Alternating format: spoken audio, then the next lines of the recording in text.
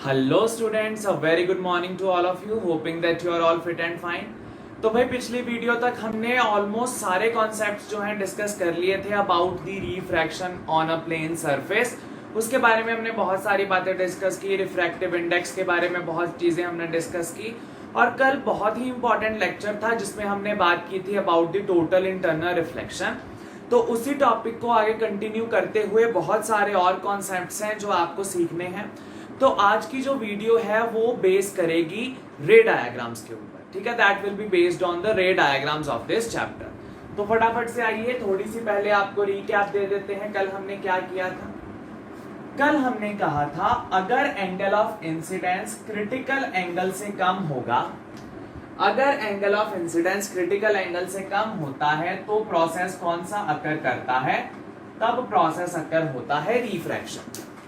अगर angle of incidence critical angle से कम है तो कौन सा प्रोसेस होगा? रिफ्रैक्शन का। अगर एंगल ऑफ इंसिडेंस बराबर है क्रिटिकल एंगल के तो सरफेस के साथ साथ उसको हम बोलते हैं ग्रेजिंग फिनोमिना।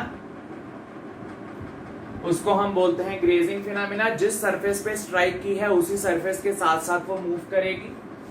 अगर angle of incidence critical angle से बड़ा हो जाएगा, अगर एंगल ऑफ इंसिडेंस क्रिटिकल से बड़ा हो जाएगा तो कौन सा फिनोमिना हो जाएगा?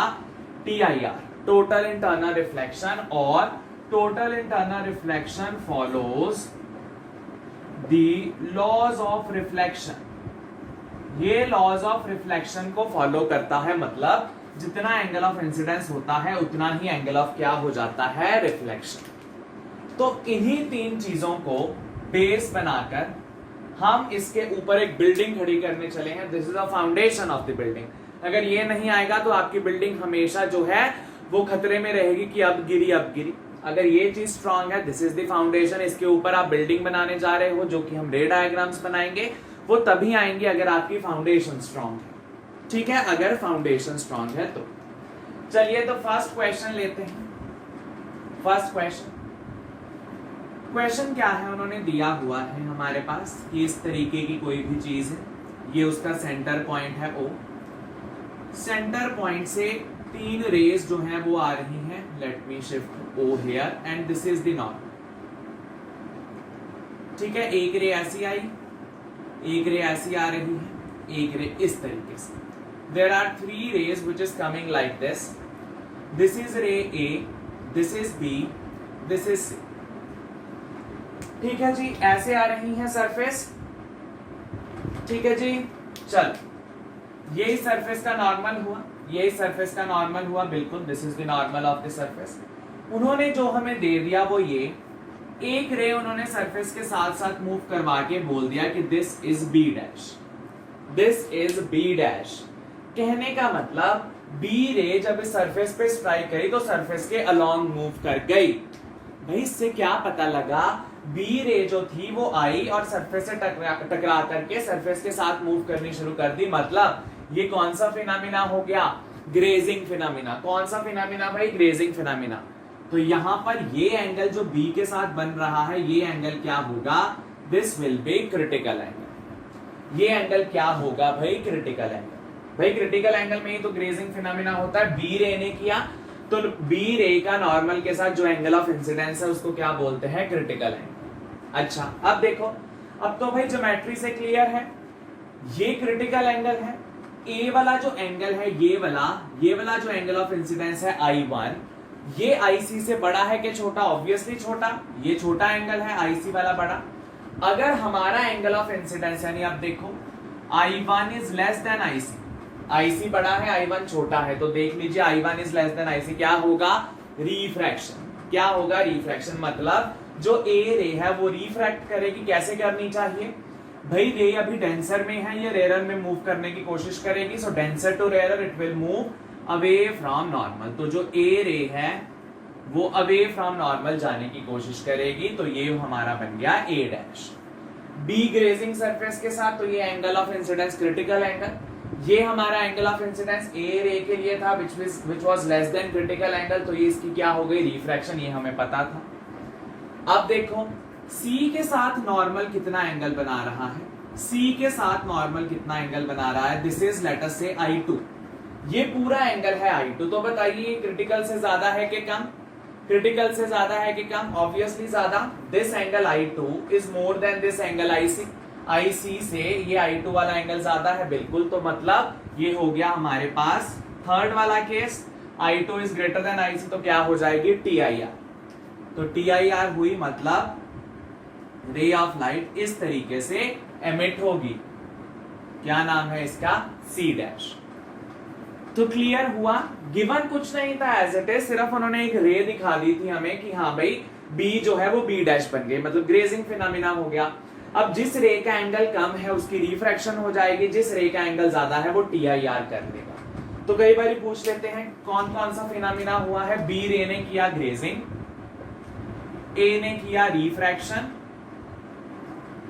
और C ने किया TIR।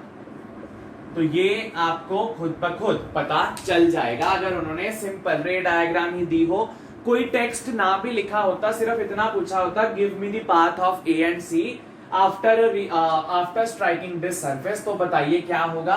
तो B का उन्होंने पाथ दिया हुआ था, मतलब ये ग्रेजिंग फिनोमिना है, मतलब ये क्रिटिकल एंगल है। अब दूसरे दोनों ढूंढ लीजिए क्रिटिकल से बड़े हैं कि कम। फाउंडेशन क्या रहेगी? ये चीज, ठीक है। इसको डिस्कस कल किया था, आज हमने इसको याद रखा।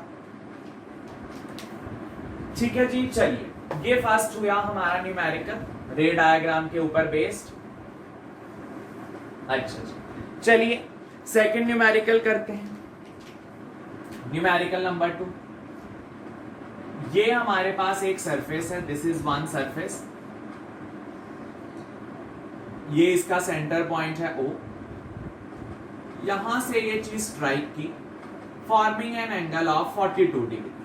उसने इसके साथ एंगल बनाया 42 डिग्री। बोला कि इस सरफेस के लिए क्रिटिकल एंगल की वैल्यू है 42 डिग्री। इस सरफेस के लिए क्रिटिकल एंगल की वैल्यू है 42 डिग्री। तो बताइए what will be the path of रे? इस रे का पाथ क्या है? भाई एंगल कितना बन रहा है? 42 डिग्री। क्रिटिकल एंगल क्या है? 42 डिग्री। तो क्या हो जाएगा? एंगल ऑफ इंसिडेंस क्रिटिकल के बराबर grazing phenomena. But this is wrong. This is wrong. How? क्यों? Why is this wrong? भाई क्या यही एंगल ऑफ इंसिडेंस होता है? क्या ये एंगल ऑफ इंसिडेंस होता है? नहीं, एंगल ऑफ इंसिडेंस होता है जो नॉर्मल के साथ इंसिडेंट रे बनाती है। जो एंगल नॉर्मल के साथ इंसिडेंट रे बनाती है वो होता है एंगल ऑफ इंसिडेंस। ये होगा एंगल ऑफ इंसिडेंस। ये तो सरफेस के साथ एंगल बनाया है, हमें नॉर्मल के साथ चाहिए। भाई ये पूरा एंगल 90, ये पूरा एंगल 90, इतना 42, तो ये कितना रह गया भाई? 48। एंगल ऑफ इंसिडेंस क्या हो गया यहाँ पर? 48। क्यों भाई? ये पूरा 90, ये 42, तो रह कितना गया? 48। ठीक है, अब देखो क्रिटिकल एंगल है 42, हमारा एंगल ऑफ इंसिडेंस है 48। ये कौन सी कंडीशन में आ रहा है? Angle of incidence is greater than critical angle. Critical angle से एंगल ऑफ इंसिडेंस बड़ा है, तो क्या हो जाएगी? TIR। TIR करके दिखाएं। अच्छा अब सुनो भाई, TIR जब ये करेगा तो ये पहले इस सरफेस से स्ट्राइक होगा, ये पहले इस सरफेस से स्ट्राइक करेगा। कितने एंगल पे? उतने ही एंगल पे, 48 डिग्री के एंगल पे इसने सरफेस के साथ स्ट्राइक किया। ठीक है, इसने सरफेस के साथ इतने एंगल पर क्या किया? स्ट्राइक। अब हम क्या करेंगे भाई? देखो यहां पर उसने लॉज ऑफ रिफ्लेक्शन फॉलो किए, जितना एंगल ऑफ इंसिडेंस उतना ही एंगल ऑफ रिफ्लेक्शन, वो जाके इस सरफेस पे टकराया। अब हमने इस सरफेस पे नॉर्मल बना दिया, इस सरफेस पे नॉर्मल बना दिया। तो भाई देखो ये नॉर्मल था, ये भी नॉर्मल था, तो दो नॉर्मल के बीच में एंगल भी 90 होगा। भाई ये भी दिस, दोनों के बीच में एंगल 90। ये 90, ये 48, ये एंगल कितना हो गया? 42। इस ट्राइंगल में देखिए, इस बड़ी वाली ट्राइंगल में, इस ट्राइंगल में ये 90, ये 48, ये कितना हुआ? 42। क्रिटिकल एंगल कितना है? 42। एंगल ऑफ इंसिडेंस कितना है? 42। कौन सी कैटेगरी में? Grazing phenomena. आहा, तो ये सरफेस के साथ मूव होती रे हमें बाहर को दिखी। बहुत ही इंपॉर्टेंट चीज थी भाई ये। ठीक है, यहां पर स्ट्राइक हुई, ये गलत एंगल दिया था, हमने सही वाला एंगल फाइंड आउट किया, देखा किस कैटेगरी को बिलोंग करता है। यहां पर एंगल ऑफ इंसिडेंस बड़ा था क्रिटिकल से, टी आई आर अंदर ही हो गई। Following the laws of reflection, जितना एंगल ऑफ इंसिडेंस 48 उतना ही एंगल ऑफ रिफ्लेक्शन 48 इस सरफेस पे स्ट्राइक करी। ये नॉर्मल तो दोनों के बीच में एंगल 90, ये 90 ये 48, ये बचा हुआ कितना होगा 42 angle of incidence, 42 he critical angle दिया है। कौन सी कैटेगरी में? Grazing phenomena. इस सरफेस पे स्ट्राइक हुआ था, इसी सरफेस के साथ वो मूव कर गया। ठीक है, अब क्या होगा भाई, आप इस रे को नाम भी दे सकते हैं, जैसे ये हो गई रे OA, ये हो गई रे OB और ये हो गई रे BC। OA या AO, OB एंड BC। तो बताइए OB ने कौन सा फिनोमेना किया है? OB ने अकर किया TIR, BC ने क्या अकर किया? इसने अकर किया ग्रेजिंग फिनोमेना। जितना आप आंसर को प्रेजेंटेबल बना सकते हैं उतना बनाइए। बोर्ड्स में इन चीजों के बहुत ज्यादा मार्क्स होते हैं। आपने बता दिया OB रे ने किया TIR with angle of incidence equals to angle of reflection equals to 48 degrees। ठीक है, ग्रेजिंग फिनोमेना हुआ क्योंकि क्रिटिकल एंगल और एंगल ऑफ इंसिडेंस क्या थे? बराबर कितने? 42 डिग्रीज। ठीक है, हमने और इंफॉर्मेटिव बना दिया चीज को। अच्छा भाई, ये न्यूमेरिकल जितने दिलो जान से आप करोगे उतना आपके लिए बेहतर होगा। कोई भी न्यूमेरिकल और ये डायग्राम का आपके सामने फिर नहीं टिक पाएगा। फटाफट से न्यूमेरिकल आया, आप देख के ही उसको सॉल्व कर देंगे कि हाँ जी इस तरीके से रे जो है वो बाहर निकले। चलिए एक और न्यूमेरिकल की बात कर लेते हैं। ओह आई एम सो सॉरी, ये हमें नहीं डिलीट करना था। चलो मैं दोबारा लिख देता हूं। यहां पर था I is greater than IC, तो क्या होगा? Refraction, sorry less than.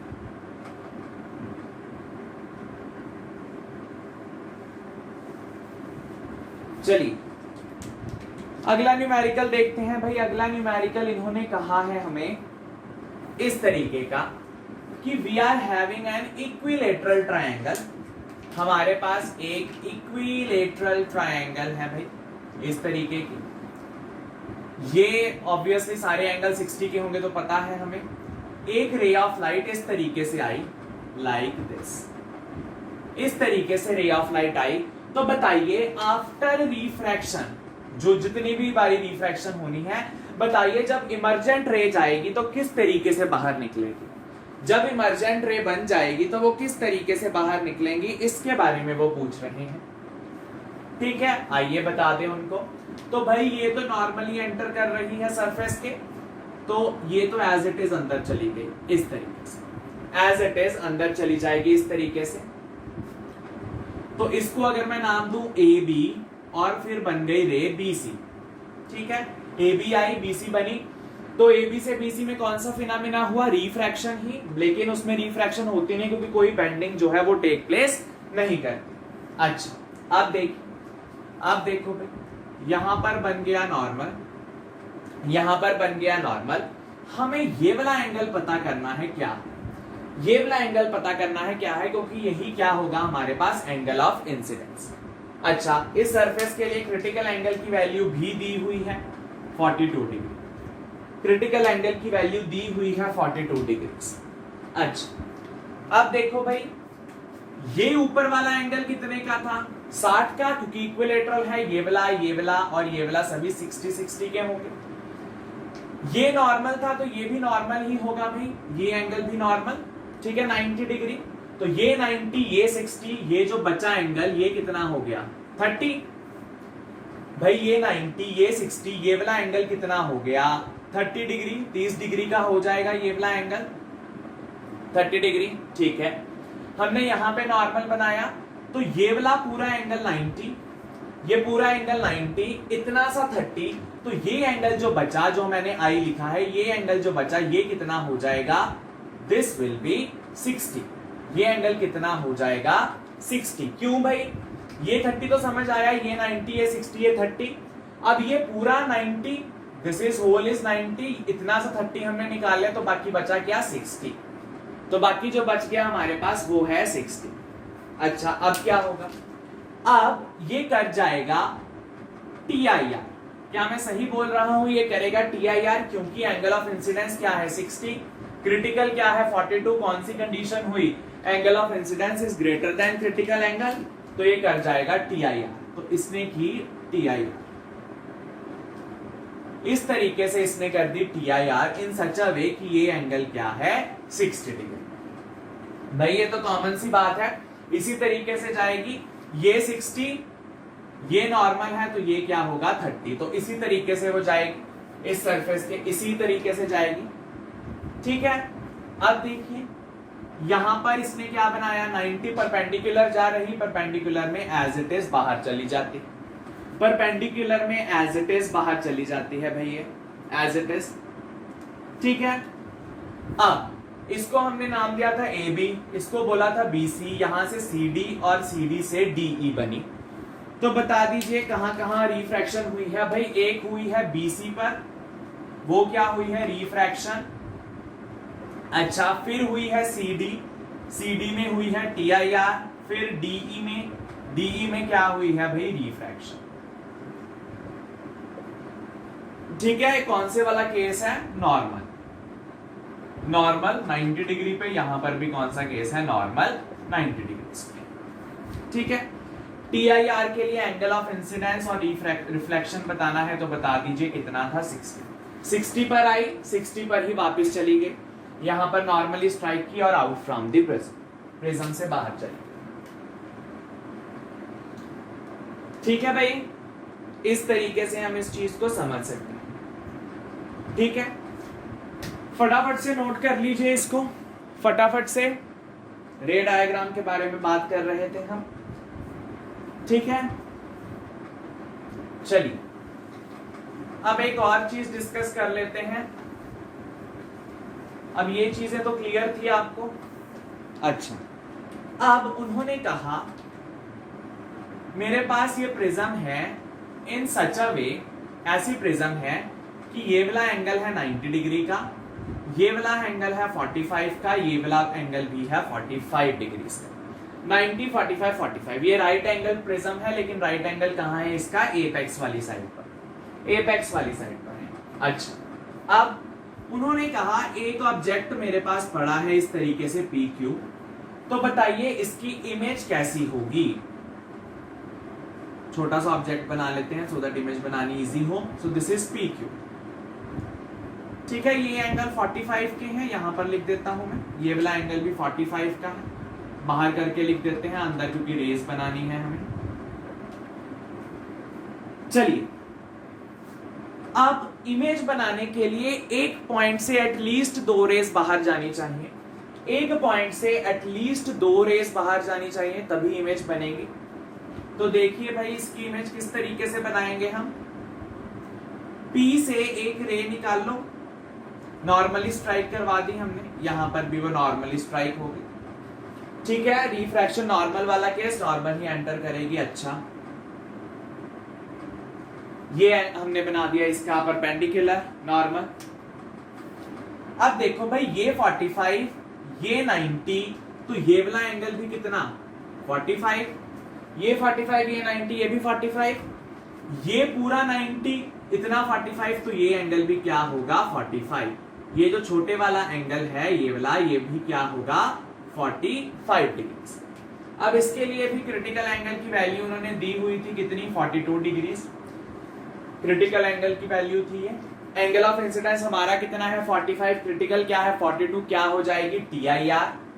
लो जी, क्या हो गई यहां पर TIR, यहां पर क्या हो गई TIR। ठीक है, चलिए अब यहां पर हमने एक नॉर्मल बनाया, यहां पर हमने एक नॉर्मल बनाया, हमें देखना है कि ये एंगल क्या है, हमें पता करना है कि ये एंगल क्या है। चलिए पता करते हैं। अब देखो यहां पर तो कोई ट्रायंगल नहीं बन रहा है एज सच, कोई ट्रायंगल नहीं बन रहा है एज सच, तो हमें क्या करना पड़ेगा, ये नॉर्मल और इस नॉर्मल को जरा पीछे को लेके चलिए। एक हमने ये नॉर्मल लिया, एक ये नॉर्मल, एक ये नॉर्मल लिया हमने, ये दोनों अपने साथ कितना एंगल बनाएंगे, दोनों जन अपने साथ 90 डिग्री का एंगल। ये नॉर्मल और ये नॉर्मल अपने बीच में कितना एंगल बनाएंगे भाई 90 डिग्री। तो ये एंगल था 90 डिग्री। अच्छा, ये 45, ये एंगल भी 45, ठीक है भाई, जितने एंगल पे इंसिडेंट उतने पे ही रिफ्लेक्शन होगी, ये एंगल भी 45, ये 45, ये 90, तो ये एंगल कितना 45। इस बड़ी ट्रायंगल में देखो दिस दिस एंड दिस, ये 45, ये भी 45, तो ये 90 था, तो ये 45 आ गया। अच्छा, अब again angle of incidence critical से बड़ा, angle of incidence 45, critical is 42, फिर से क्या हो जाएगी TIR, कितने एंगल पर 45 डिग्रीज पर, 45 डिग्री पर हो गई TIR। नॉर्मली बाहर निकला, नॉर्मली यहां पर आ गया, नॉर्मली वो चीज यहां पर आ गई। तो देखो भाई, हमने P पॉइंट से रे खींची थी, P पॉइंट से रे, तो यहां पर कौन सा पॉइंट आएगा P, यहां पर कौन सा पॉइंट आएगा P, ठीक है। अब सिमिलरली Q के साथ कीजिए, यही चीज Q के साथ कीजिए, तो भाई यहां पर स्ट्राइक करेगा, फिर ऐसे आएगा, फिर वो बाहर निकलेगा, तो ये पॉइंट क्या आ जाएगा Q। सिमिलरली आप वही चीजें कर सकते हैं, 45 45 करके वो चीजें आप सभी सॉल्व कर सकते हैं उसी हिसाब से। तो ये पॉइंट Q, ये पॉइंट P। अब देखो एरो किस तरफ था, P वाले की तरफ, तो P वाले तरफ एरो बना दीजिए। अब आप सोच रहे होंगे कि हमने हर एक पॉइंट से एक रे ही निकाली है, तो हमने हर एक पॉइंट से 2 रे निकालनी थी, तो हमने एक चीज एज्यूम कर ली, लेटस से जो इमेज है वो बिल्कुल इसके सामने बन रही, लेटस से इमेज बिल्कुल इसके सामने बनेगी, तो बस हमने इस डेटम लाइन को चुना और देखा जहां पर P वाला पॉइंट इस डेटम को काटता है वो पॉइंट P, Q वाली लाइन जहां पर इस लाइन को काटती है वो पॉइंट Q। तो उस बेसिस पर हमने ये फिगर बना ली फ्रॉम 1 रे, एक रे हर एक पॉइंट में से निकाली और हमने इस तरीके से इमेज बना ली। अब देखो भाई, अब सुनो, ऑब्जेक्ट इस तरीके से पड़ा था, ये ऑब्जेक्ट है PQ, तो ये इमेज हो गई P डैश Q डैश, ये क्या है हमारे पास इमेज। ऑब्जेक्ट इस तरीके से पड़ा था PQ, अब वो इस तरीके से पड़ा है, मतलब इस प्रिज्म ने इस ऑब्जेक्ट को क्या कर दिया, इन्वर्ट, ठीक है। There is the inversion of the object, object इस तरीके से पड़ा था, इसने 180 डिग्री उस ऑब्जेक्ट को इन्वर्ट कर दिया, इसने ऑब्जेक्ट को 180 डिग्री घुमा दिया। ऐसे था ऑब्जेक्ट, इमेज सॉरी ऑब्जेक्ट इस तरीके का था, इसने इसको 180 डिग्री घुमा के इस तरीके से कर दिया, ठीक है। तो इसको लिख दो P डैश Q डैश। तो कितने एंगल से इन्वर्ट किया इसने, 180 डिग्री, ऐसी चीज को ऐसा बना दिया।